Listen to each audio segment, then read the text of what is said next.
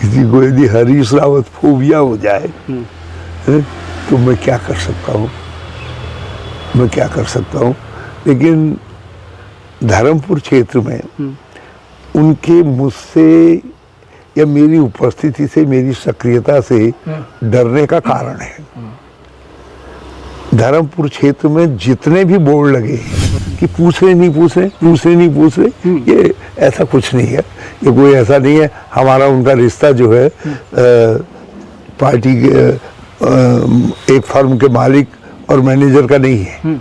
हमारा रिश्ता पार्टी के कलीग्स का है। अब आप रहा सवाल हरक सिंह जी गए, मैं उससे पहले पोस्ट में डाल चुका था कि मैं जाऊंगा। आपकी टाइमिंग को लेकर सवाल उठ रहा है। पोस्ट में डाल चुका था कि कल मैं इतने बजे जाऊंगा, मैं वहाँ लंगर सेवा करूंगा और जूता घर में सेवा करूंगा करके। तो मैं ये तो कह नहीं सकता था भारत सिंह जी चले गए मैं नहीं जाता हूँ। मंदिर में यदि भाई चला गया या कोई सहयोगी चला गया, मैं कहूँ नहीं वो हो आया, मैं नहीं जाता हूँ करके, क्योंकि मंदिर ही तो है ना, गुरुद्वारा भी तो हाँ। अब जब मैं कह चुका था मैं जाऊंगा तो मैं दूसरे दिन गया वहाँ।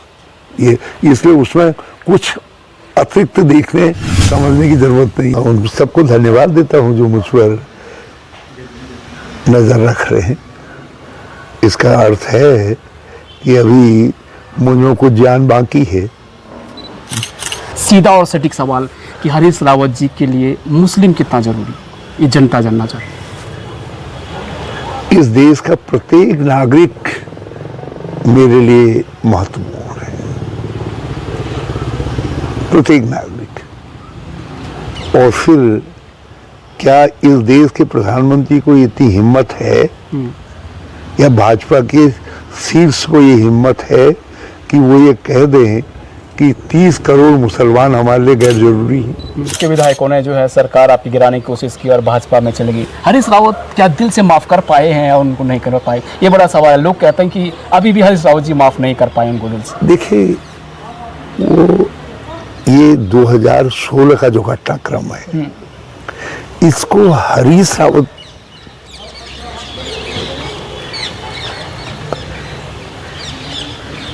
के रूप में नहीं देखा जाना चाहिए। परंतु सवाल यह उठता है कि हरीश रावत वर्सेस ये रावत, हरीश रावत वर्सेस अमुक रावत, हरीश रावत वर्सेस अमुक रावत और हरीश रावत वर्सेस अमुक रावत, और इन सब पर हरीश रावत भारी पड़ते हैं। ये आखिर ये पटकथा क्या है रावत? ये जो है आप मित्रों की देन है। आप सबको बनाम बना देते हैं। मैंने व्यक्तिगत नाम नहीं लिया सर, इसलिए नहीं, मैंने कहा आप सबको बनाम बना देते हैं, जबकि मैं तो सबके लिए 63 हूँ।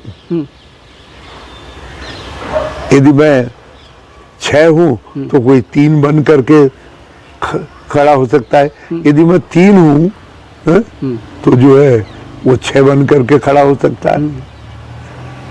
रावत तो जी, मैं तो महाराज सबको शक्ति दे, मैं तो सबको कुछ न कुछ दे सकता हूँ। दोस्तों नमस्कार। प्रदेश में चुनावी सरगर्मियां और चर्चाओं के केंद्र में हरीश रावत, उत्तराखंड के पूर्व मुख्यमंत्री हरीश रावत जी हमारे साथ जुड़े हुए हैं। एक सीधी बात फिर हरीश रावत जी से करेंगे। रावत जी बहुत बहुत स्वागत है हमारे प्रोग्राम।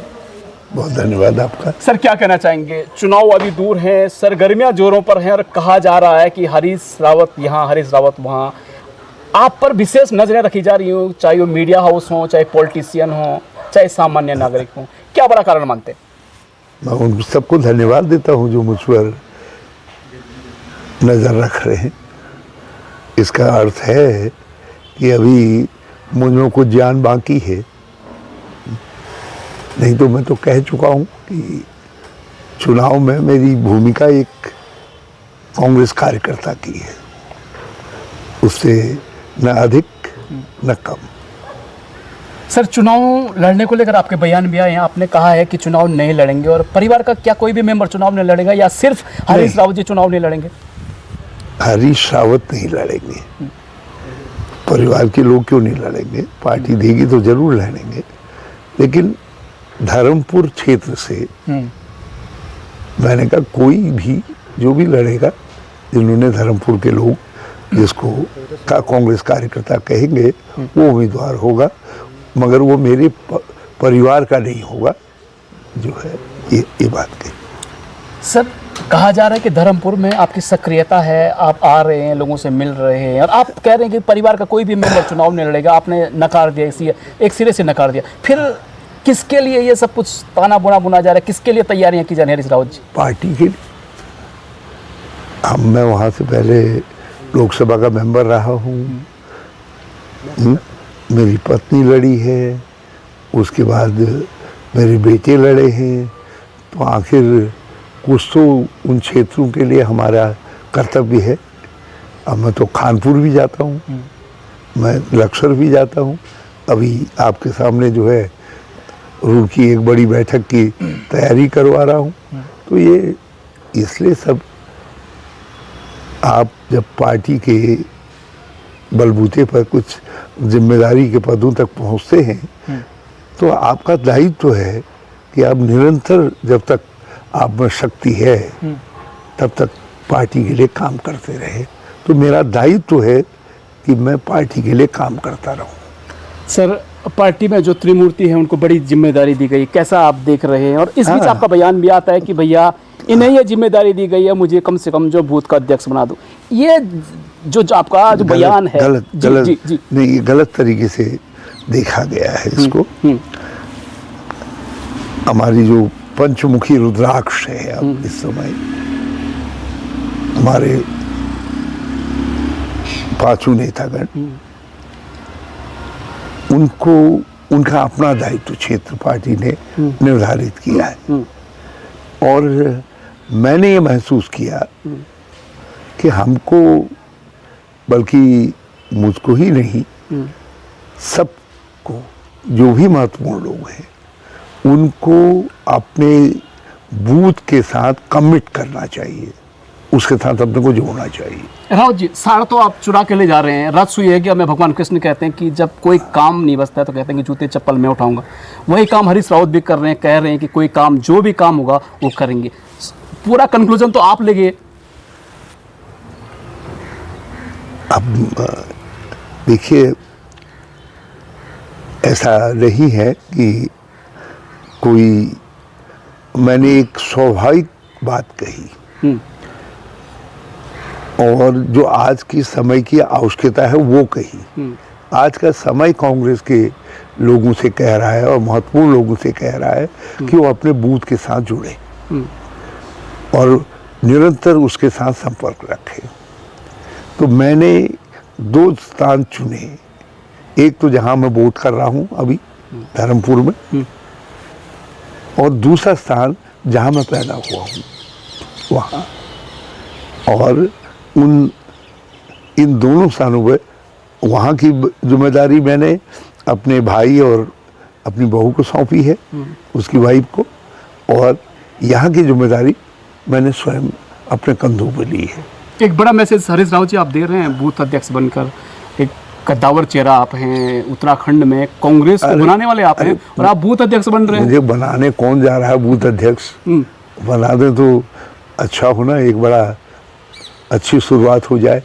लेकिन बूथ कार्यकर्ता हूँ मैं ना, तो बूथ कार्यकर्ता के नाते मैं अपने जो सहोदर कांग्रेस कार्यकर्ता है उनसे निरंतर संपर्क में रहने की कोशिश करूँगा।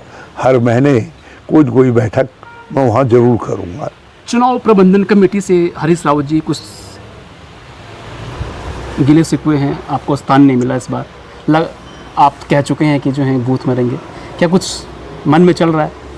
नहीं, मेरे कोई स्थान ऐसा था ही नहीं जिस स्थान के लिए मैं यहाँ क्लेमेंट हूँ। आपके प्रशंसक तो कह रहे हैं कि हरीश रावत जी मुख्यमंत्री पद मैं किसी स्थान के लिए योग्य हैं और प्रदेश का मुख्यमंत्री पद तो तब प्रदेश है में इतना विजनरी नेता नहीं है। मुख्यमंत्री पद तो तब है ना जब हम 36 ले आएंगे। पहले तो 36 लाने की तैयारी करनी है। अभी लग रहा है आपको इस सिनेरियो में 36 30+ अभी तो हम केवल 20 है ना, तो 20 में 20 धन 16 और जोड़ने हैं कम से कम। और जब लक्ष्य हम 60 सीटें जीतने का या 50 सीटें जीतने का बनाएंगे तब हम कहीं फाइट में। हाँ, 36-40 के करीब ला पाएंगे, तो लक्ष्य बड़ा रखना है। अब देहरादून में या उत्तराखंड में कोई पद ऐसा है नहीं बूथ कमेटी के अध्यक्ष के अलावा जिस पद पर मैं बैठ सकूं। राजनीतिक चतुराई खेल रहे हैं रावत जी, राजनीतिक चतुराई खेल रहे हैं आप? नहीं, कोई राजनीति, तो सिंपलिसिटी, सिंपल बात है, सिंपल बात है, और कोई पता ही नहीं। अच्छा, बाकी पार्टी ने मुझे वर्किंग कमेटी में रखा है, जो हमारी सबसे बड़ी कमेटी है राष्ट्रीय स्तर पर, जो है, जो कांग्रेस की सबसे बड़ा ऑर्गेनाइजेशन है, उसका मैं मेंबर हूँ। बाकी और मुझको क्या बनाया जा सकता था। 2027 को कैसे देख रहे हैं आप? कांग्रेस की सरकार आने की कितनी संभावनाएं देख रहे हैं? क्योंकि बताया जा रहा है कि कांग्रेस 40 सीट टारगेट करके मैं एक बात जानता हूँ कि हमारे ऊपर दायित्व है, हम कांग्रेस को सत्ता में लाने के लिए प्राण प्रण से काम करें, और ये दायित्व अकेले पार्टी के लिए नहीं है, उत्तराखंड की जनता के लिए भी है। 10 साल लोगों ने इस भाजपा की सरकार को देख लिया है, और इनके निकम्मेपन और जिस तरीके से राज्य की जो स्थिति आज बन गई है, उस स्थिति के अंदर परिवर्तन आना ही आना चाहिए, और उस परिवर्तन को लाने का दायित्व जो है कांग्रेस के ऊपर है, और एज ए कांग्रेसमैन हम ड्यूटी बाउंड हैं कि हम परिवर्तन लाएं और सरकार बनाएं। क्या जिन्हें बड़ी जिम्मेदारी मिली है कांग्रेस में, त्रिमूर्ति हरीश रावत जी से भी विचार विमर्श हुआ है कि कैसे रोड मैप बनना है, क्या काम करना है, लंबा अनुभव आपका? देखो, जहाँ वो मुझसे कोई बात पूछना चाहेंगे तो विमर्श करेंगे, मैं हमेशा उपस्थित हूँ। पूछा जा रहा है सर आप? क्यों? ये रोज़मर्रा का काम थोड़ी है कि साहब खाना शाम के मेनू में क्या बनेगा, दोपहर को क्या बनेगा, ये थोड़ी है। या ये तो बड़ी एक राजनीतिक प्रक्रिया है। उस प्रक्रिया में जहाँ पर कोई ऐसी बात आएगी, कोई ऐसा निर्णय लेना होगा, मैं जानता हूँ मेरी पार्टी मुझको बुलाएगी और उस निर्णय में मुझे भागीदार बनाएगी, मैं जानता हूँ उस बात में। तो इसलिए ये कहना कि पूछ रहे नहीं पूछ रहे, ये ऐसा कुछ नहीं है। ये कोई ऐसा नहीं है। हमारा उनका रिश्ता जो है पार्टी के एक फर्म के मालिक और मैनेजर का नहीं है, हमारा रिश्ता पार्टी के कलीग्स का है।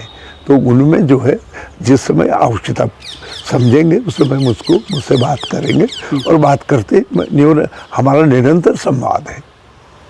हाँ, कोई हमारे बीच में संवादहीनता नहीं है। आपकी पार्टी के एक बड़े नेता कहते हैं कि भैया इस बार जो फूके हुए कारतूस हैं, चुनाव से उनकी दूरियां बनाए रखेंगे। क्या ये मैसेज हरीश रावत जी, और इस मैसेज को क्या गलत तरीके से प्रायोजित किया जा रहा है, या फिर मैसेज सही है? नहीं, हरीश रावत को कोई लोग जानते हैं, कोई हो सकता है कि इशारा किसी और की ओर। नहीं, कोई फूका भरा कारतूस हरीश रावत के लिए कहने की जरूरत नहीं करेगा किसी ने। लेकिन जिस संदर्भ में भी, सामान्य संदर्भ में कभी कह दिया जाता है कि लोगों ने कहा होगा कि भाई किन किन को उम्मीदवार बनाएगा, उन्होंने कहा 2-3 बार जो हार गए हैं या दूसरे लोग हैं जो फूके हुए कारतूस हैं हो गए हैं, उनको नहीं बनाएंगे, ऐसे कुछ बातचीत के लहजे में कह दिया होगा। उसको अन्यथा लेने की आवश्यकता नहीं है। अच्छा, और मैंने अन्यथा लिया है, लेकिन मैं उन फूके हुए कारतूसों का भी तलबगार हूँ। अच्छा राव जी, क्योंकि आप मानते हैं कि वो हमारी जिनको आज भी हमारे कारतूस कहा जा रहा है, क्या वो वास्तव में आप मानते हैं कि चुनाव से उनकी दूरियां जो हैं, जो 2 से 3 बार चुनाव हार चुके हैं, उनको दूरियां रखकर नए युवाओं को मौका मिलना चाहिए? पार्टी के अंदर कोई फूका हुआ कारतूस नहीं होता है। चुनाव में हार और जीत होती है, और यदि व्यक्ति जब तक सक्रिय है, जब तक और सक्रिय नहीं भी है, तो व्यक्ति की उपस्थिति एक पार्टी के मेंबर के रूप में पार्टी को ताकत देती है। इसलिए हमारे लिए प्रत्येक कार्यकर्ता महत्वपूर्ण है। हरीश रावत जी, आपकी धर्मपुर विधानसभा में सक्रियता को देखकर भाजपा के विधायक कई बयान आते हैं। वो कहते हैं कि हरीश रावत वहाँ से चुनाव लड़ते हैं जहाँ मुस्लिम बाहुल्यता होती है, और इस संदर्भ में एक वाक्य भी वो आपके लिए कहते हैं, क्या कुछ कहना चाहेंगे?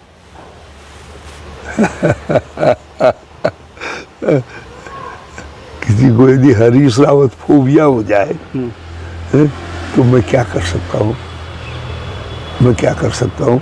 लेकिन धर्मपुर क्षेत्र में उनके मुझसे या मेरी उपस्थिति से, मेरी सक्रियता से डरने का कारण है। धर्मपुर क्षेत्र में जितने भी बोर्ड लगे हैं पास्ट जी विधायक के, पूर्व विधायक के, वर्तमान के नहीं, उनमें से 90% बोर्ड वो हैं जो मेरे कार्यकाल में स्वीकृत कार्यों के हैं। उनको मालूम है कि धर्मपुर क्षेत्र में जितने महत्वपूर्ण काम हुए हैं सब हरीश रावत के कार्यकाल में हुए हैं, और इसलिए वो मेरी सक्रियता से वहाँ थोड़ा सा असहज महसूस करते हैं, क्योंकि वो कर नहीं पाए, बहुत सारे काम हैं कर नहीं पाए। अपनी विधानसभा पर आपको लगता है संकट दिख रहा है उनको? संकट तो आपकी सक्रियता से नहीं, मेरा योगदान रहेगा, सक्रिय तो और लोग भी है मेरा, लेकिन उनको ये लगता है कि मेरा योगदान अंतर पैदा कर देगा, तो इसलिए वो मेरे ऊपर हमलावर हैं। और बाकी उनको हरीश रावत फोबिया है और भाजपा को मुस्लिम फोबिया है। हरीश रावत जी, आपने कहा कि भाजपा को मुस्लिम फोबिया है। अब सवाल आपसे कि आप पर अपीसमेंट की राजनीति करने के भी आरोप लगते हैं। जब भी चुनाव आते हैं हरीश रावत जी की जालीदार टोपी के फोटो वायरल कर दिए जाते हैं। सीधा और सटीक सवाल कि हरीश रावत जी के लिए मुस्लिम कितना जरूरी, ये जनता जानना चाहती है। इस देश का प्रत्येक नागरिक मेरे लिए महत्वपूर्ण है, प्रत्येक नागरिक। और फिर क्या इस देश के प्रधानमंत्री को इतनी हिम्मत है या भाजपा के शीर्ष को ये हिम्मत है कि वो ये कह दें कि 30 करोड़ मुसलमान हमारे लिए गैर जरूरी हैं?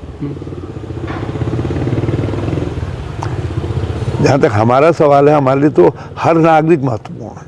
राव जी, आपकी पार्टी धर्म जी जी जी जी धर्म अपने स्थान पर है, लेकिन नागरिक के रूप में हर प्रत्येक नागरिक देश के लिए कुछ न कुछ करता है और वो महत्वपूर्ण है। लेकिन भाजपा को यदि हिम्मत है, उनके प्रधानमंत्री को हिम्मत है, तो कहे ना कि ये 30 करोड़ की जो आबादी है ये हमारे लिए गैर जरूरी है, गैर महत्वपूर्ण है। लेकिन इसलिए भाजपा के लोग जो है बड़ी, आज की मानसिकता उनकी बड़ी, ये तो अपने बुजुर्गों से भी सबक नहीं लेते हैं। जिस टोपी को धारण किए हुए मुझको दिखाते हैं, उस टोपी को इनके बाप दादे, इनके श्री अटल बिहारी वाजपेयी जी, श्री लाल कृष्ण आडवाणी जी, श्री राजनाथ सिंह जी, श्री कई श्री ने, जिनमें शिवराज सिंह से लेके सब लोग सम्मिलित है, इन सब ने धारण किया हुआ है। मोदी जी ने भी धारण किया हुआ है, मुस्लिम लोगों का अंग वस्त्र दिया हुआ जो है उन्होंने भी धारण कर रखा है। हमारे देश के अंदर सामाजिक सौहार्द माना जाता है यदि आप किसी दूसरे के किसी वस्त्र को पहनते हैं। हम असम जाते हैं, असम का गमछा पहनते हैं। प्रधानमंत्री जी यहाँ आए, हमारी उत्तराखंड की टोपी पहनी, तो ये सम्मान माना जाता है कि आप दूसरे के प्रति सम्मान प्रकट कर रहे हैं। तो यदि मैंने कभी किसी के प्रति सम्मान प्रकट किया है तो मुझे उसका कोई दुख नहीं है, कोई दुख नहीं है। कहते हैं कि मगर सम्मान नहीं तो प्रेम है। ये नहीं, सम्मान प्रेमी से तो सम्मान पैदा होता है। यदि भाजपा के मन में किसी के लिए प्रेम नहीं है तो कहे ना भाजपा कि हमारे मन में मुस्लिम के लिए कोई प्रेम नहीं है, 30 करोड़ नागरिकों के लिए कोई प्रेम नहीं है। भाजपा कह दे कि उनकी परंपराओं से, उनसे हमारा कोई लेना देना नहीं है, उनसे हमारा कोई, उनके हमारी नज़र में उनका कोई महत्व नहीं है। कहती क्यों नहीं इस बात को, क्लियर कहें ना। लेकिन भाजपा झूठ बोलती है, उसको बार बार कहती है। वो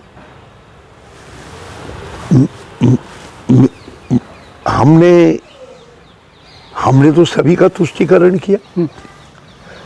करीब 1000 पहले होंगी जो मैंने पहाड़ों के लिए केवल की है। क्या मैंने पहाड़ के लोगों का तुष्टीकरण किया है? कहे ना भाजपा कि हाँ ये तुष्टीकरण है करके। मैंने किसानों के लिए, जिनमें गन्ना बोने वाला किसान, धान बोने वाला किसान, सारा किसान सम्मिलित है, उनके लिए भी अपनी सरकार के समय में भी नहीं, और जब मैं केंद्र में मंत्री था तब मैंने 100 से ज़्यादा पहले प्रारंभ किए। तो कहने कि हरीश रावत ने किसानों का तुष्टीकरण किया है। तो इसलिए जो भी इस राज्य का नागरिक है, हमारा कर्तव्य था कि उस नागरिक के लिए और नागरिकों के उस समूह के लिए कुछ करे। और भाजपा की नज़र में वो यदि तुष्टीकरण है तो हमारी नज़र में वो जो है सामाजिक कर्तव्य का और राष्ट्रीय कर्तव्य का पुष्टिकरण है। हरीश रावत जी, कांग्रेस में वर्तमान में सबसे कद्दावर नेता आप हैं और उत्तराखंड में कांग्रेस की बुनियाद रखने वाले नेता भी आप हैं। परंतु सवाल यह उठता है कि हरीश रावत वर्सेस ये रावत, हरीश रावत वर्सेस अमुक रावत, हरीश रावत वर्सेस अमुक रावत, और हरीश रावत वर्सेस अमुक रावत, और इन सब पर हरीश रावत भारी पड़ते हैं। ये आखिर ये पटकथा क्या है रावत जी? ये जो है आप मित्रों की देन है, आप सबको बनाम बना देते हैं। मैंने व्यक्तिगत नाम ले लिया सर, इसलिए नहीं, मैंने कहा आप सबको बनाम बना देते हैं, जबकि मैं तो सबके लिए 63 हूँ। यदि मैं 6 हूँ तो कोई 3 बन करके खड़ा हो सकता है। यदि मैं 3 हूँ तो जो है वो 6 बन करके खड़ा हो सकता है। तो मैं तो महाराज सबको शक्ति दे, मैं तो सबको कुछ न कुछ दे सकता हूँ। जिन लोगों को जो मुझसे कुछ लेना चाहे तो मैं उसके लिए, मेरी सेवाएं अर्पित है। और यहाँ तक कि मेरी सेवाएं तो भाजपा के लोगों के लिए भी अर्पित है। वो मुझसे कुछ इस राज्य के लिए अच्छी राय ले लेना, कुछ मेरे अनुभव हैं तो अनुभव ले लेना, और मैं देता हूँ। मैंने पर्वतजन में पढ़ा कि वन जीव संघर्ष पे लिखा आपने। मैंने एक पूरी फेसबुक लाइव किया है मैंने और मेरे बेटे ने, आनंद रावत ने। तो हमने, क्योंकि हमारा कर्तव्य है, जो समझ हमारी है उस समझ को हम दूसरों के साथ साझा करें, और उस समझ से यदि राज्य को फायदा होता है तो राज्य उस समझ को लेना चाहिए। तो मतलब भाजपा के लिए भी हमारी समझ उपस्थित है, और कांग्रेस के लिए तो मैं आदेशबद्ध हूँ उनकी मदद। मैं उनको जो भी राय हो सकती है, परामर्श हो सकता है, मैं दूँ। आपके समर्थकों का और एक बड़े भाग का कहना है कि हरीश रावत की वापसी बहुत ज़रूरी है, क्योंकि इतने कद्दावर नेता उत्तराखंड में है नहीं। अब सवाल ये उठता है कि आपके पास 2 विकल्प हैं, एक और मेजोरिटी की सरकार हरीश रावत ले आएँ, चुनाव न लड़ें, फिर मुख्यमंत्री बन जाएं, और दूसरी ओर हरीश रावत खुद चुनाव लड़ लें। हरीश रावत जी, कौन सा स्टेप देख रहे हैं आप? यदि संभावनाएं बनी, समर्थकों का आदेश हुआ, केंद्र का आदेश हुआ, तो हरीश रावत कौन सा विकल्प तलाश? देखिए, मुख्यमंत्री बनने के लिए 2 बातें आवश्यक हैं। एक, जनता के 36 मेंबर आए, कांग्रेस के जो है, जनता से 36 मेंबर लाए। पहली प्री कंडीशन ये है, जब वो 36 आएंगे तभी तो सरकार की बात होगी। यदि वो 34 ही रह गए तो सरकार कहाँ से बनाएंगे? नंबर 1। नंबर 2, वो 36 आने के बाद सोनिया जी, खरगे साहब, राहुल जी का आशीर्वाद मिले, वो कहें कि जाओ, तथास्तु जाओ, और जिसको वो तथास्तु कह देंगे वो हमारा मुख्यमंत्री हो जाएगा। लोग तो ये कहते हैं कि हरीश रावत जी, हालांकि उनको कोई दायित्व तो नहीं मिला, पर चलेगी हरीश रावत जी की टिकट, किसको मिलना है किसको नहीं मिलना है, मास्टर हरीश रावत जी हैं, चाहे सियासत का पायदान कुछ भी रहे। आप मेरे गुब्बारे में हवा भर रहे हैं। मैं तो अब ये टिकट वितरण और ये सब चीज़ों में, ये लोकसभा के चुनाव तक मेरी रुचि थी। अब मैं इसमें कह चुका हूँ और मैं, हाँ, यदि मुझसे परामर्श लिया जाएगा, मैं परामर्श हर मामले में देने के लिए उपलब्ध रहूँगा। रावत जी, अब सवाल ये उठता है कि कांग्रेस किसी चेहरे को खड़ा करके क्यों जो है मैदान में नहीं उतर रहा है, क्योंकि भाजपा अपने पुराने चेहरों को लेकर मैदान में उतर रही है। आखिर क्या लगता है, कांग्रेस, आपको लग रहा है कि कांग्रेस के अंदर एक भय का माहौल है, चेहरा डिसाइड नहीं कर पाती, जिसके कारण सरकार नहीं बन पाती है? एक विजनरी चेहरा आप डिसाइड कर दीजिए। देखिए, इस पर समय आने पर पार्टी विचार करेगी क्या करना। अभी चेहरे का सवाल अभी नहीं है, अभी तो सबको जुटना है। और यदि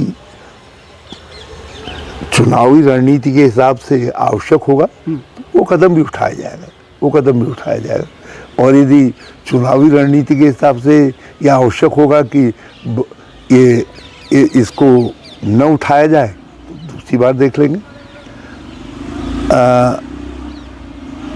मगर हम एक कार्यक्रम लेकर के जरूर चुनाव में आएंगे। हम केवल भाजपा की नकारात्मकता के आधार पर वोट नहीं मांगेंगे, हम उस नकारात्मकता का मुकाबला करने के लिए हमारी क्या सकारात्मकता है, क्या हमारा सकारात्मक एजेंडा है, पॉजिटिव एजेंडा है, वो भी जनता के सामने रखेंगे। और बल्कि हम तो ये चाहते हैं कि मैं कम से कम चाहता हूँ कि इस राज्य के अंदर एक बहस प्रारंभ होनी चाहिए, अभी से होनी चाहिए। वो है कि भाजपा के 15 साल बनाम कांग्रेस के 10 साल। और हमको स्पष्ट तौर पर लोगों से कहना चाहिए कि हमारे 10 साल यदि भारी हैं तो फिर हमको अवसर दो, और यदि इनके 15 सालों से आप संतुष्ट हैं तो फिर आप जनता जनार्दन है। गणेश गोयल जी का भविष्य आप कैसे देखते हैं? दोबारा अध्यक्ष बनाया गया है और कुछ लोगों को ने तो यहाँ तक कह दिया कि भैया यदि इन्हीं को चेहरा बना दिया जाए तो मे भी एक पॉसिबिलिटीज है कि सरकार आ जाए। आप कैसा देखते हैं? बहुत अच्छे चेहरे हैं, इतने हंसमुख आदमी, इतना खुशमिजाज आदमी, डायनमिक आदमी, और होनहार नेता है। बल्कि यदि भगवान से पहले मांगने की लाइन में खड़ा होता और उसमें गणेश गोयल जी को देख लिया होता तो मैं भगवान से कहता कि ऐसा ही चेहरा मुझको भी दे दो करके। तो एक मनमोहक व्यक्तित्व है और मुझे पूरा विश्वास है कि वो कांग्रेस को सत्ता में लाएंगे। हरीश रावत जी, अब सवाल यह उठता है कि हरीश रावत मुख्यमंत्री थे, विद्रोह करके आपके विधायकों ने जो है सरकार आपकी गिराने की कोशिश की और भाजपा में चले गई। हरीश रावत क्या दिल से माफ़ कर पाए हैं या उनको नहीं कर पाए, ये बड़ा सवाल है। लोग कहते हैं कि अभी भी हरीश रावत जी माफ़ नहीं कर पाए उनको दिल से। देखिए, वो ये 2016 का जो घटनाक्रम है, इसको हरीश रावत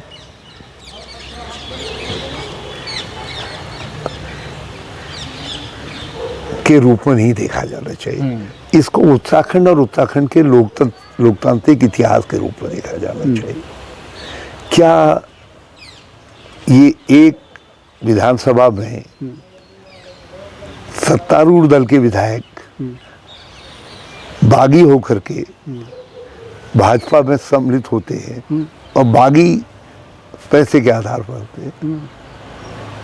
आज ये तो बिल्कुल स्पष्ट है कि कम से कम 1000 करोड़ रुपए में ये दल बदल सब करवाया गया। 1000 करोड़ रुपए। मेरे पास पुख्ता जानकारियां हैं जिनमें एक संवैधानिक अथॉरिटी को कहा गया कि साहब आप इस तरीके का निर्णय दे दीजिए, 100 करोड़ रुपया आपके घर जहां कहते हैं हम वहां ये 100 करोड़ रुपया रख देंगे करके। यहाँ विधायकगण हैं जिन्होंने ऑन रिकॉर्ड है, आप ही जैसे लोगों के सामने कहा है कि हमको 10 करोड़ रुपया ऑफर किया गया। यहाँ एक्स विधायक हैं जो उस समय विधायक थे, उन्होंने कहा मेरी गाड़ी में 5 करोड़ रुपया रखा जबरदस्ती। मैंने कहा मैं जहर खाना पसंद करूंगा लेकिन मैं पैसा नहीं लूंगा। तो इसका मतलब है पैसे का खेल हुआ। दल बदल पैसे से हुआ। यदि ये उत्तराखंड के लिए पैसे से दल बदल होना सौभाग्य सूचक है तो भाई उत्तराखंड कहेगी नहीं नहीं ये तो हरीश रावत का मामला है, हमारा क्या मामला है करके। और यदि सरकार नहीं छोड़ दो, व्यक्ति महत्वपूर्ण नहीं है, इंस्टीट्यूशन महत्वपूर्ण है। इंस्टीट्यूशन से ज्यादा महत्वपूर्ण राज्य है, जनता महत्वपूर्ण है। तो ये इस तरीके की एक धन बल से आपने किसी सरकार को गिराया, फिर जब नहीं गिर पाई तो षड्यंत्र पूर्वक उस सरकार को जो है गिराने के लिए आपने एक स्टिंग का बहाना लिया, अनवेरिफाइड स्टिंग। स्टिंग होता है रातों रात चंडीगढ़ जाकर के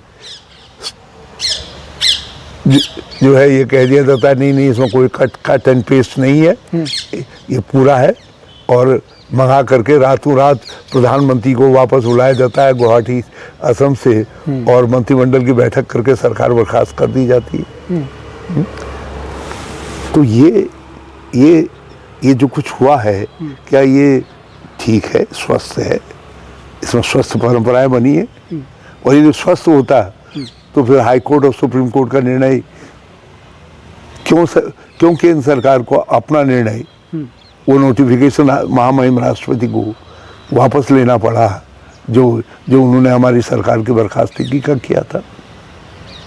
हरीश रावत को कोई नुकसान नहीं हुआ।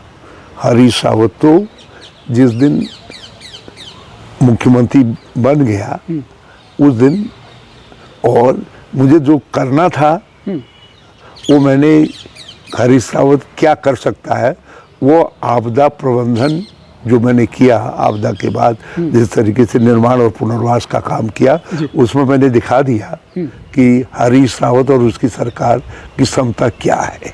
हरीश रावत जी, एक सेकंड, मगर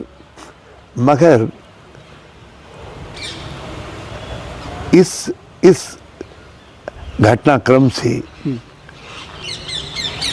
जो नुकसान राज्य को होता है उस नुकसान का आकलन किया जाना चाहिए। हमारा बजट 3-4 महीने गायब रह गया। विधानसभा ने पारित कर दिया था और गवर्नर ने कहा, मैंने राष्ट्रपति को भेज दिया, राष्ट्रपति कहे कि वो तो हमने लॉ को वेरीफाई करने के लिए भेजा है, कोई कहीं कहे 4 महीने हमको बजट नहीं मिला। सरकार तो हमारी वापस आ गई, केंद्र सरकार को अपना नोटिफिकेशन वापस लेना पड़ा, सुप्रीम कोर्ट में मुंह की खानी पड़ी। जो दल बदलू थे उनका निष्कासन को सुप्रीम कोर्ट ने भी उचित समझा, वो निष्कासित रहे, उन पर वो दाग हमेशा रहेगा कि वो दल बदल के लिए निष्कासित रहे, और ये हमेशा चिपका रहेगा कि हाई कोर्ट ने कहा है कि ये महापापी है, तो वो उन पर हमेशा चिपका रहेगा दाग। लेकिन ये व्यक्ति हरीश रावत के रूप में नहीं देखा जाना चाहिए, इसको राज्य के रूप में देखा जाना चाहिए। मेरा दुर्भाग्य है इस बात का कि मैं इस राज्य के अंदर मुझे ऐसे पैरोकार नहीं मिले जो ये कहें कि नहीं ये हरीश रावत पर चोट नहीं, इस राज्य पर चोट है, इस राज्य के संस्कृति पे चोट है, राजनीतिक संस्कृति पे चोट है, इसके मूल्य और मान्यताओं पर चोट है, इस राज्य के गरीबों पर चोट है। 4 महीने बजट जाने का मतलब है पूरा साल बेकार हो जाना। तो एक वित्तीय वर्ष को बेकार कर दिया गया राज्य की, तो ये इसका अपराधी कौन है? तो इसलिए इसको हरीश रावत के समा और न समा से नहीं जोड़ा जाना चाहिए। राजनीति के अंदर बहुत सारे ऐसे निर्णय भी लेने पड़ते हैं जो निर्णय जो है बहुत कटु होते हैं और आप उनसे सहमत भी नहीं होते हैं, लेकिन उसके बावजूद भी जो है आपको उन निर्णयों के साथ खड़ा होना पड़ता है। तो ये राजनीति में कल क्या निर्णय होगा वो नहीं है, लेकिन उस कालखंड में उस समय जो कुछ हुआ वो इस राज्य के प्रति अपराध था, और जो लोग भी उस अपराध में सम्मिलित थे वो सब इस राज्य के अपराधी हैं। हरीश रावत जी, आप इशारों में जो है विजय बहुगुणा को दोषी ठहराते हैं। विजय बहुगुणा जो है हरीश रावत को दोषी ठहराते हैं अस्थिरता। वो मुझके क्या दोषी ठहरा? मैंने क्या कर दिया भैया? सवाल ये उठता है कि वास्तव में अरे मैंने क्या कर दिया भैया, मुझे बताओ ना, क्या कर दिया? कि जिस व्यक्ति का 1.5 साल का केवल संसदीय जीवन का अनुभव था, उसको भी मैंने राज्य के मुख्यमंत्री के रूप में अपने सर पर बिठा लिया, स्वीकार कर लिया। ये अपराध था मेरा। मैं जिस पार्टी का 59 साल से सदस्य हूँ और जिस पार्टी ने के बलबूते पर मुझको कई बार संसद में में बैठने का मौका मिला, और लेकिन उस पार्टी ने जब वक्त आया कहा नहीं भाई तुम नहीं मुख्यमंत्री होगे, फला व्यक्ति मुख्यमंत्री होंगे, हमने कहा ओके, हमने स्वीकार किया और 5 साल वो मुख्यमंत्री रहे। और ये भी रह रहे थे, ये मुख्यमंत्री पद से मेरे कारण नहीं हटे हैं विजय बहुगुणा, ये तो हटे इसलिए इन्होंने केदारनाथ में जो इनकी सरकार की नालायकी रही, जिस तरीके से विफल हुए और जिस तरीके से एक जिसको कहेंगे क्रिमिनल नेग्लिजेंस और वो दिखाई गई उस समय, उससे पार्टी ने समझा कि इनको रख करके जो है पार्टी के लिए बड़ा मुश्किल हो जाएगा कि केदारनाथ का जवाब देना। केदारनाथ का मतलब भगवान शिव का घर है केदारनाथ। तो पार्टी ने इस बात को महसूस किया, नहीं ये बहुत बड़ी वो हुई, इसलिए मुझको एक ही जिम्मेदारी के साथ यहाँ भेजा गया कि केदारनाथ का पुनर्निर्माण, केदारनाथ पूरे उत्तराखंड के अर्थव्यवस्था और जो ध्वस्तीकरण हुआ है यहाँ उसका पुनर्निर्माण और पुनर्वास करना है। पूरा राज्य, कोई इलाका था उस समय जो अनअफेक्टेड था? सारी संचार व्यवस्थाएं ध्वस्त थी, सड़कें ध्वस्त थी, बिजली पानी ध्वस्त था, सब कुछ ध्वस्त था।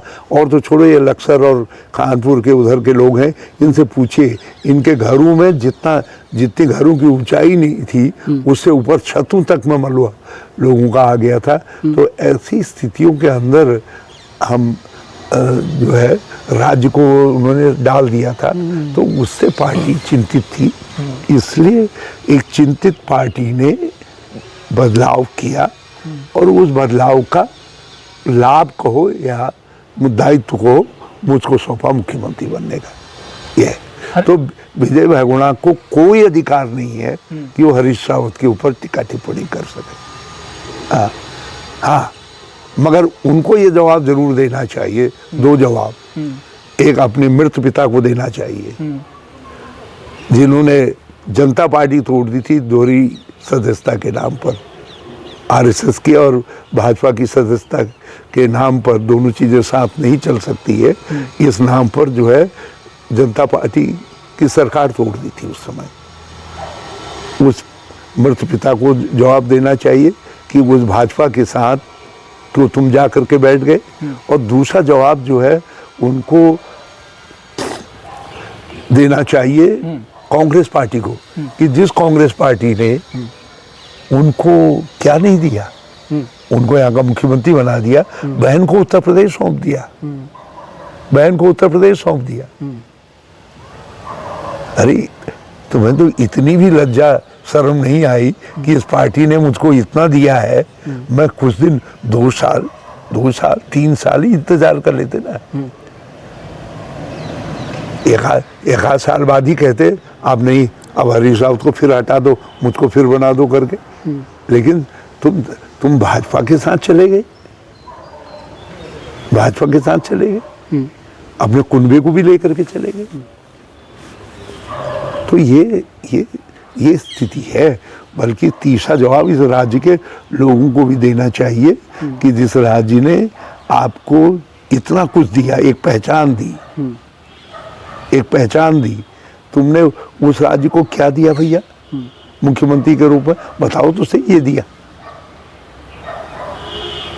तो ये है इसलिए मेरी तुलना उनसे मत करिए। हरीश रावत जी, क्या कभी इस विषय को लेकर आप सोचते हैं कि उत्तराखंड में जब भी सरकारें बनी आपका अहम रोल रहा और मुख्यमंत्री बनाने का नंबर आया तो आपको छोड़कर एनडी तिवारी जी को बना दिया गया, विजय बहुगुणा को बना दिया गया। देखिए, जो राजनीतिक पंडित है उनका कहना है कि कम से कम हरीश रावत को 2 या 3 टर्म्स का टाइम जो है मिलना चाहिए जितनी उनकी काबिलियत है, और एक एक्सीडेंटल सीएम आप बन जाते हैं उन परिस्थितियों में जब स्थितियां सामान्य नहीं थी। कैसे आप देखते हैं उस परिवार? देखिए, ये हो सकता है मेरी कुंडली का दोष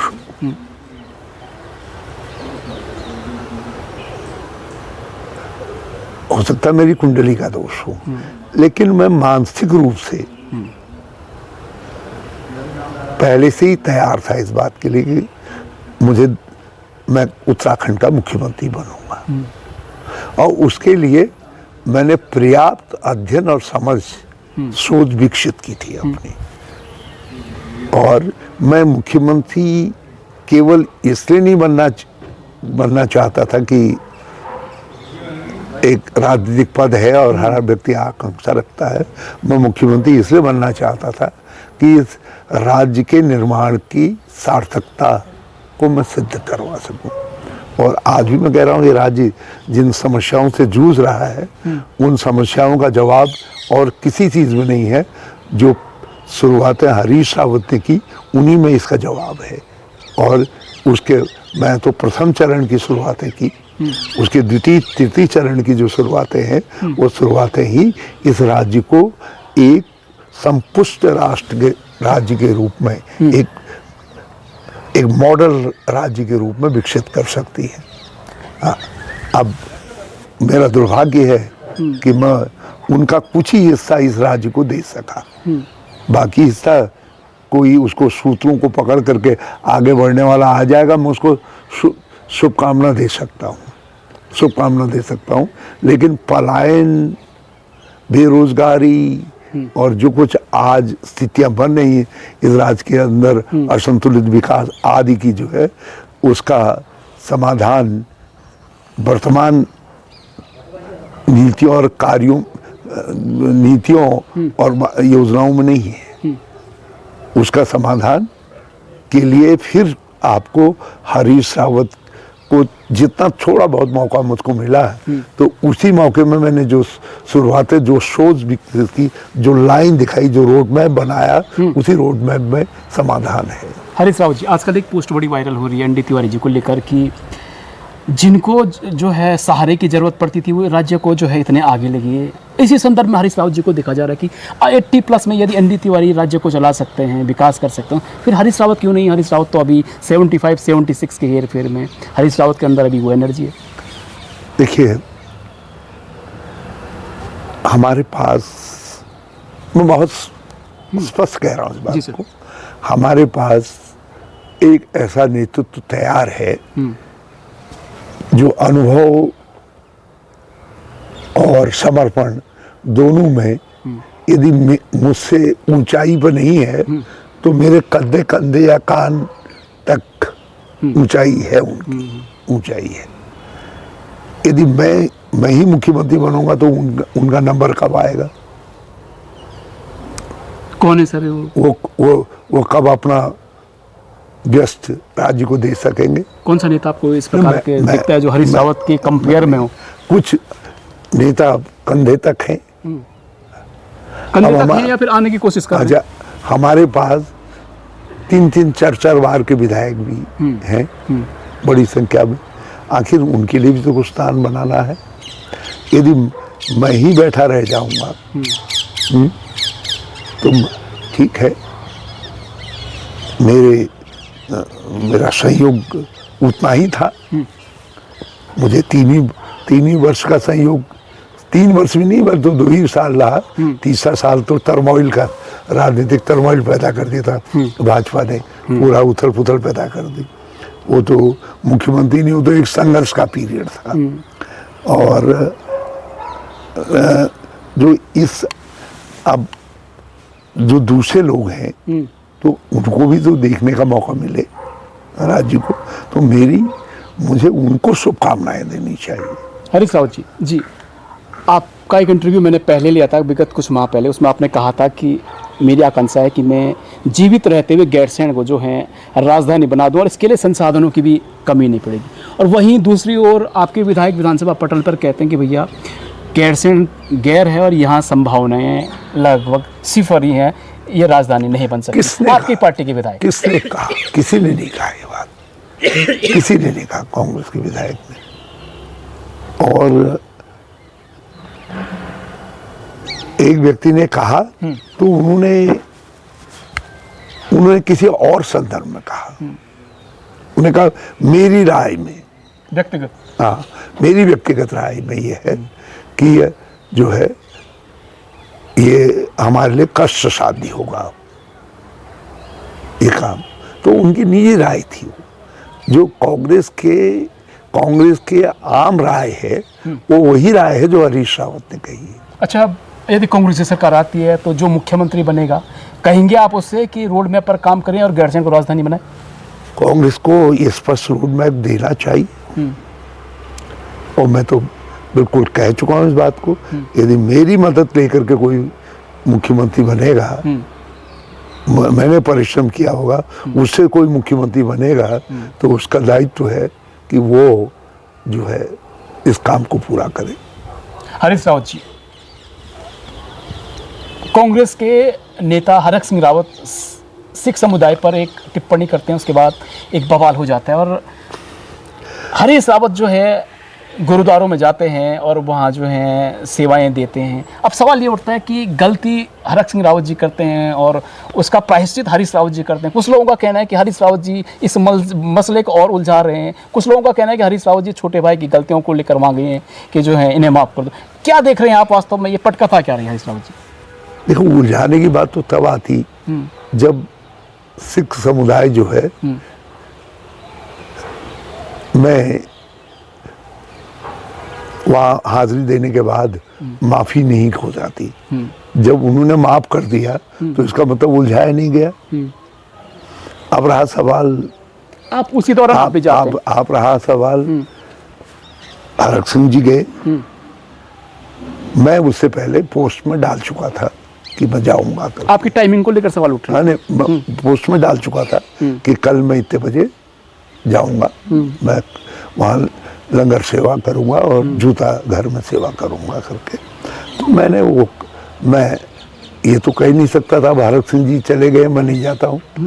मंदिर में यदि भाई चला गया या कोई सहयोगी चला गया, मैं कहूँ नहीं वो हो आया मैं नहीं जाता हूँ करके, क्योंकि मंदिर ही तो है ना, गुरुद्वारा भी तो हाँ। अब जब मैं कह चुका था मैं जाऊंगा तो मैं दूसरे दिन गया वहाँ। ये इसलिए उसमें कुछ अतिरिक्त देखने समझने की जरूरत नहीं है। लेकिन मैं अपने दोस्तों का बहुत आभारी हूँ जो मेरी हर क्रिया में कुछ न कुछ उलझाओ उलट पुलट देखते हैं। तो ये आप लोग मेरे ऊपर एक कृपा रखते हैं, उसके लिए मैं हम कृपा नहीं रखते सर। तमाम वीडियो चल रहे हैं कि इस प्रकार से मैं वो सब तमाम लोगों को मैं बहुत धन्यवाद देता हूँ। मैं उन सब का बड़ा आभारी हूँ, मेरे ऊपर अनुग्रह बनाए रखें। हरीश रावत जी, इलेक्शन रिफॉर्म्स को लेकर जो है SIR चल रहा है और कहा जा रहा है कि इससे बड़े तबके पर जो है जो वोटर्स हैं, नंबर ऑफ वोटर हैं, वो कम होंगे। कैसा आप देख रहे हैं? देखिए, SIR निष्पक्ष चुनाव आयोग के हाथ में एक आवश्यकता है, इसीलिए हमारे समय में भी SIR हुआ है। लेकिन यदि चुनाव आयोग कंप्रोमाइज कर गया हो सत्ता के साथ, यदि चुनाव आयोग सत्तारूढ़ दल के हाथ का खिलौना बन रहा हो, तो ऐसे में SIR एक खतरनाक हथियार है।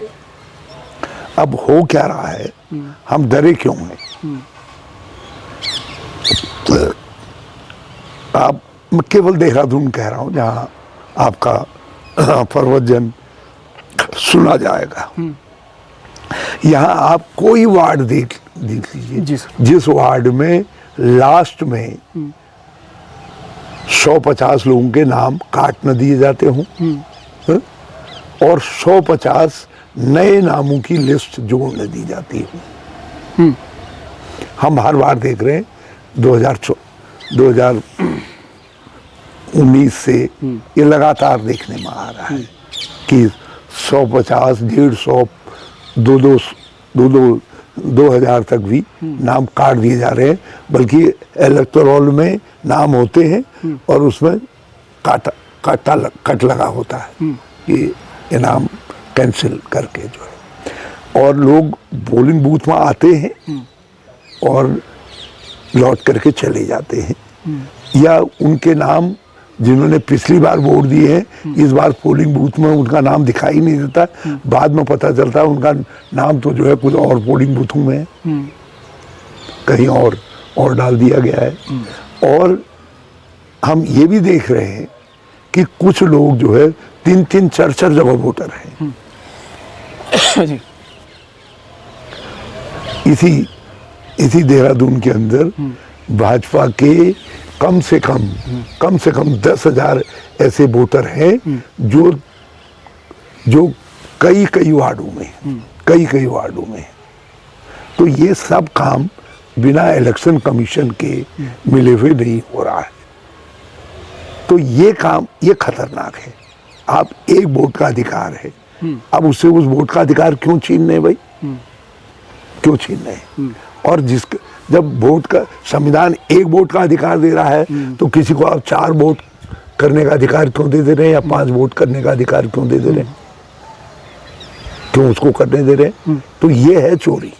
सर, कहा यह जा रहा है कि इससे इलेक्शन में रिफॉर्म्स आएंगे और जो अवैध तरीके से बने हुए जिनके वोटर कार्ड हैं वो चिन्हित होंगे, वो जो है प्रतिभाग नहीं कर पाएंगे लोकतंत्र के वहां पर। एक बात बताइए, ये घुसपैठी कह रहे हैं, सीधे कहो, ये बताओ बिहार में कितने घुसपैठी निकले, बताए ना हमको, कितने घुसपैठी? तुमने इलेक्शन कमीशन ने SIR किया ना, अभी किया है, तो भाजपा और इलेक्शन कमीशन हमारा मार्गदर्शन कर दे, कितने घुसपैठिए वहां बांग्लादेशी पकड़े गए, कितने रोहिंग्या पकड़े गए। दूसरी बात, तुम 11 साल से सत्ता में हो, यदि ये बांग्लादेशी और घुसपैठिए इतने आ गए हैं यहाँ, रोहिंग्या इतने आ गए हैं, तो तुम क्या कर रहे थे भैया? घुइयां छीन रहे हो? क्या कर रहे हो? आलू छीन रहे हो? क्या कर रहे हो? Failure of central government. Home ministry क्या कर रही है? BSF क्या कर रही है हमारी? यदि इतने लोग घुस पाते तो तुम्हारे हाथ में तो देश की सुरक्षा खतरे में है, देश की सुरक्षा खतरे में। और फिर 11 साल में तुमने कितने बांग्लादेशी भेजे भाई? हम भी जानते हैं उस पर है, बहुत खुला बॉर्डर है। बांग्लादेश में जब गरीबी थी तो वहां से बड़ी संख्या में लोग आए, और मुसलमान भी आए, दूसरे लोग भी आए, लेकिन हमारी सरकार ने 84,000 ऐसे घुसपैठ वालों को बांग्लादेश भेजा वापस। तुमने कितने भेजे भैया, बताओ जरा सा, इन 11 साल में वो हिसाब बता दो ना, कितने भेज दिए वापस? तो ये बांग्लादेशी आ गए हैं, वो बांग्लादेशी नहीं है, उनको धीरे से कानाफूसी के लेवल पर मुसलमान में कन्वर्ट कर दिया जाता है। हाँ, भाई देश की आबादी सबकी बढ़ रही है, मुसलमान भाइयों की आबादी भी बढ़ रही होगी, ऐसा नहीं है कि उनकी आबादी नहीं बढ़ रही है। तो आप उसको लेकर के ये सारा नैरेटिव बनाना और लोगों का ध्यान वास्तविक समस्याओं से हटाना, जनता अपनी समस्याओं से, अपने सवालों से लोगों का ध्यान हटाना के लिए सारा प्रपंच करते हैं। राजनीति के जानकारों का ये कहना है कि इससे कहीं ना कहीं भाजपा को आने वाले चुनाव में फायदा होगा और कांग्रेस के बड़ी संख्या में जो है इसके नुकसान, सियासी नुकसान इसका हो सकता है। आप ऐसे मानते हैं सर?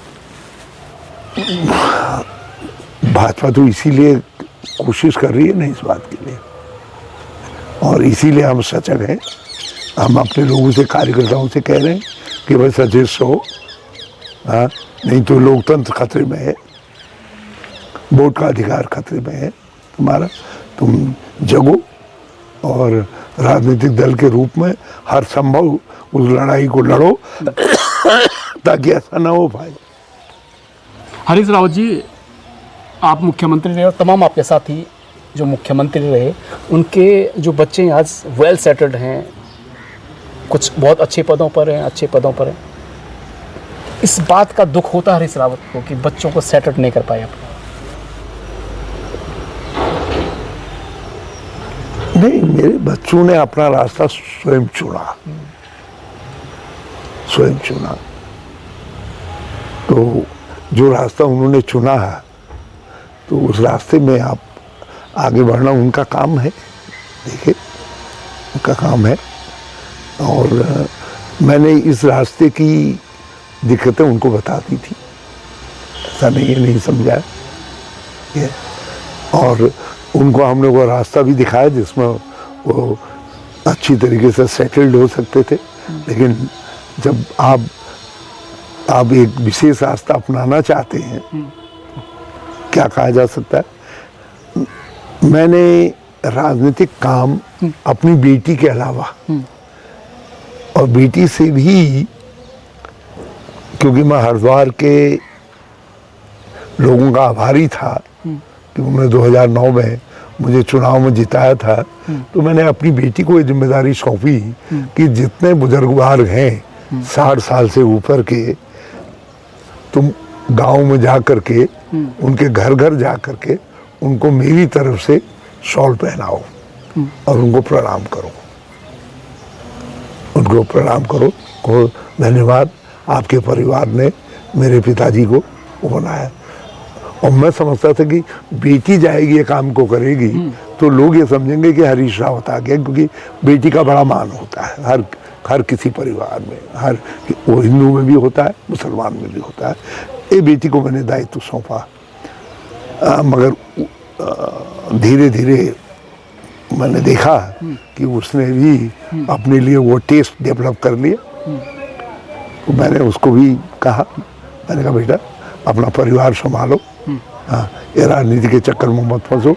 लेकिन अब है, जनून हो जाता है। हाँ, अब वो उसका लड़का जो है अब बड़ा होता जा रहा है, बड़ी क्लासों में आ रहा है, तो पिताजी को अपना काम छोड़ना पड़ा बेटे को देखने के लिए। बेटी को पैदा हुए 12 दिन नहीं हुए थे और वो फील्ड में चली गई बेटी को छोड़ करके, क्योंकि अब एमएलए तो जनता तो नहीं रुक सकती ना, उनके तो अपने काम रुके होते हैं। तो वो फील्ड में चली गई। अब ये उसका पागलपन है, अब मैं उसको क्या बता सकता हूँ। बड़े बेटे से मैंने कहा कि तुम जो है भाई सबको संभालो, हमारी राजनीति आवश्यकता होती है, तो तुम कुछ कमाओगे तभी तो राजनीति में का काम चलेगा। अब समझा नहीं तो मैं क्या कर सकता हूँ। अब वो 20-25 साल से लगा हुआ है। आनंद जो है, मैंने उनको, कोई व्यक्ति नहीं कह सकता कि आनंद को युवक कांग्रेस के अध्यक्ष बनाने के लिए हरीश रावत ने वोट मांगे करके। लोग तो ये भी कहते हैं कि आनंद रावत ही हरीश रावत का असली उत्तराधिकारी है। हरीश रावत की छवि आनंद रावत में दिखाई देती है और हरीश रावत ने आनंद रावत को ही प्रमोट नहीं किया। उसके पास वो सोच है, समझ है, लेकिन मैंने उनसे कहा, मैंने कहा भाई इतने लोग तो नहीं आ सकते, someone has to wait। हाँ, तो उसको इंतज़ार में खड़ा होना पड़ा। लेकिन वो उसमें ये समझ है, जब अब मैं समझ रहा हूँ कि मैं राजनीतिक रूप से, शारीरिक रूप से धीरे धीरे उतना समर्थ नहीं रह गया हूँ जितनी समर्थता की आवश्यकता राजनीति में होती है। तो मैंने इसलिए अब आनंद से कहा है कि बेटा कम से कम जो हमारा मिशन उत्तराखंडियत था उसको तुम संभालो, उसको देखो। हरीश रावत जी, विधानसभा पटल पर जो है रजत जयंती मनाई जाती है और इस रजोत्सव पर पहाड़ और मैदान के बीच की एक खाई दिखाई देती है। पहाड़ के विधायक जो हैं पहाड़ का रोना रोते हैं, मैदानी विधायक कहते हैं कि भैया हम भी उत्तराखंडी। कैसा आप देख रहे हैं वास्तव में, और कब तक ये पहाड़ नहीं, मैदानवाद की लड़ाई लड़ी जाएगी? देखिए, जो पहाड़ का रोना है वो वास्तविक अर्थों में मैदान का रोना है। वो मैदान का भी रोना है। यदि पहाड़ में यही स्थिति रही जो आज आपदा आ रही है, तो मैदान क्या उस आपदा से प्रभावित नहीं होंगे? यदि पहाड़ में से पलायन होगा तो राज्य में एक असंतुलित सामाजिक समीकरण बनेंगे, तो उसे क्या राज्य प्रभावित नहीं होगा? तो इसलिए पहाड़ का विकास भी आवश्यक है, ताकि एक खुशहाल पहाड़ एक खुशहाल मैदान की गारंटी, एक संतुलित विकास की गारंटी है राज्य की जो है। और उसी प्रकार से मैदान जो है, आप बुनियाद कहाँ बनाओगे? बुनियाद घर की बनाओगे तो मैदानी से तो बनेगी ना, उसके लिए समतल जगहों से तो बनेगी ना। तो आर्थिक विकास की बुनियाद यदि राज्य की बननी है तो वो मैदान से बननी है। तो ये तो एक दूसरे के पूरक हैं, एक दूसरे के पूरक हैं। वो पागल है जो अपने राजनीतिक स्वार्थ के लिए और बांट रहे हैं। ये भाजपा बांट रही है, कोई और नहीं। और नहीं, पार्टी के विधायक हैं हरीश रावत? नहीं, किसी ने नहीं कहा। ये इसमें भाजपा के लोग सम्मिलित हुए और भाजपा के विधायकों ने पहाड़ मैदान उठाया है। हाँ, उन्होंने कहा है कि मैदान ये क्यों। मैदानी विधायक कहते हैं कि आप पानी रोक के तो देखिएगा। पहाड़ी विधायक कहते हैं कि भैया जो पानी आप पी रहे हैं हमारी विधानसभा से आ रहा, और मैदानी विधायक कहते हैं कि ठीक है आप रोक लीजिएगा। ये सोच कहाँ जा रही है? मैं भी कहता हूँ कि भाजपा के वो भगीरथो, ये कलयुगी भगीरथो भाजपा के, तुम रोक ही लो ना फिर। इतने रोक सकते हो तुम तो गधेरा रोक करके दिखा दो कोई। तुम तो जो बरसाती नालियां हैं जिनके पानी को संग्रहित करने के लिए मैंने योजनाएं बनाई, तुमने तो उनको भी संग्रहित नहीं कर पाए, उनको भी इकट्ठा नहीं कर पाए। तुम नदी के प्रभाव क्या रोकोगे? और ये टिप्पणी बिल्कुल अस्वीकार्य है।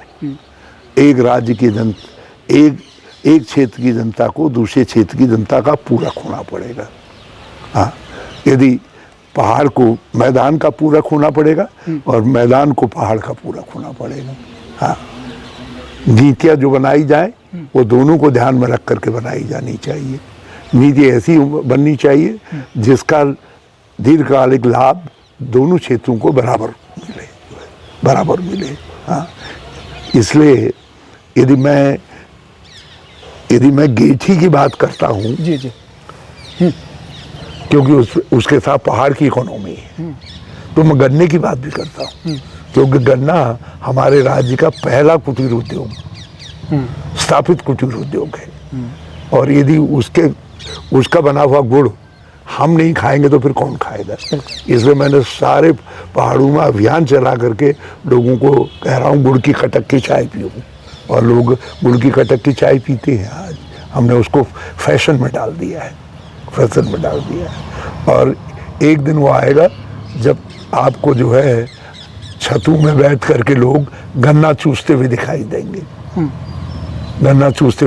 पहाड़ में भी मैदान में भी जो है हम देखिए, हमको हर सोच को इस हिसाब से डेवलप करना चाहिए कि इससे मेरा राज्य विकसित हो रहा है। अब वो कौन सा कोना विकसित हो रहा है वो महत्वपूर्ण नहीं है, वो कोना मेरे राज्य का है, ये जो विकसित हो रहा है ये महत्वपूर्ण है। तो ये भाजपा ने जिस संकीर्णता का काम किया, उनके एक मंत्री ने उस समय कह दिया ये साले पहाड़ी, और अब दूसरे ये दूसरे बहादुर आ गए, क्योंकि मैं जानता हूँ धर्मपुर के जो इनके विधायक हैं वो बिना पहाड़ी मैदानी किए चुनाव जीतने की स्थिति में नहीं है, और इसलिए उन्होंने पहाड़ी मैदानी किया। और उसमें एक दूसरे सज्जन को ये लगा कि मैं चूक गया हूँ, क्योंकि वो अपने निर्वाचन क्षेत्र के लिए कुछ नहीं कर पाए, तो उन्होंने कहा मैं नदी रोक दूंगा यदि मैदान वाले होश में नहीं आएंगे। और ये दोनों पहलवान जो है भाजपा के लोग हैं और उनके महत्वपूर्ण नेता हैं। तो ये भाजपा की सोच है। ये तीनों लोग जिन्होंने विश्वमन किया है, ये तीनों भाजपाई। हरीश रावत जी, समय देने के लिए बहुत बहुत आभार है आपका सर। बहुत धन्यवाद पर्वतजन का। Thank you. तो हरीश रावत जी हमारे साथ जुड़े थे, जिन्होंने सारे सवालों के बेबाकी के सवाल जवाब दिए। तो आप देखते रहेगा और जुड़ते रहेगा पर्वतजन डिजिटल के साथ।